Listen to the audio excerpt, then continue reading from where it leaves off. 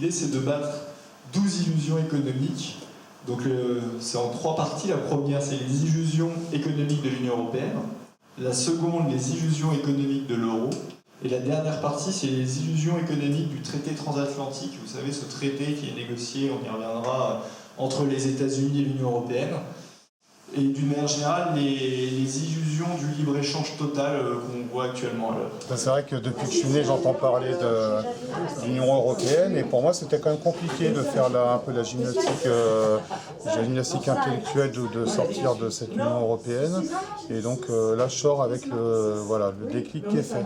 C'est pas auprès de l'État français qu'ils doivent aller manifester, c'est auprès de Bruxelles, qui est directement responsable de ces éléments-là. Et les gens sont pas tellement... Oui, mais ça commence par un seul homme peut changer la destinée de son pays. Il faut avancer pas à pas, et à partir de là, on commence à bouger. Si on reste observateur, il ne se passera rien. Vous allez demander de l'argent à Bruxelles pour faire plus de culture ? Mais déjà, l'argent de Bruxelles, il faut savoir que c'est de l'argent français. Chaque année, la France donne 22 milliards à l'Union européenne, elle en reçoit 14. Et on perd 8 milliards d'euros au passage. Donc c'est de l'argent français. C'est un peu comme si je vous donnais, si vous me donniez 500 euros, je vous en rends 300 et en plus vous me dites ce que je dois faire avec les 300 et je devrais vous dire merci.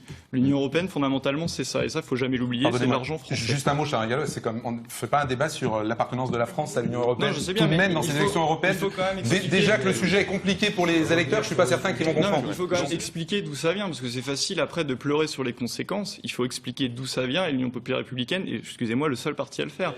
Rassemblement de personnes de tous horizons, ça il suffit d'aller à rassemblement de l'UPR, vous trouverez des personnes de gauche, de droite, du centre, vraiment de tout l'échiquier politique, même d'extrême gauche, d'extrême droite, qui décident de mettre de côté tout un tas de sujets clivants dont nous ne parlons pas pour se rassembler sur l'essentiel, à savoir que la France recouvre sa liberté.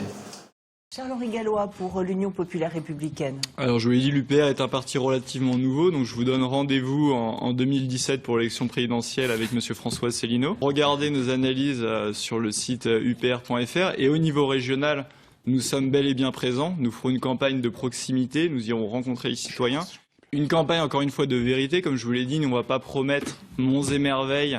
On va d'abord analyser la situation, on va expliquer aussi aux Français l'état de la situation de la France et les problèmes qui sont ici.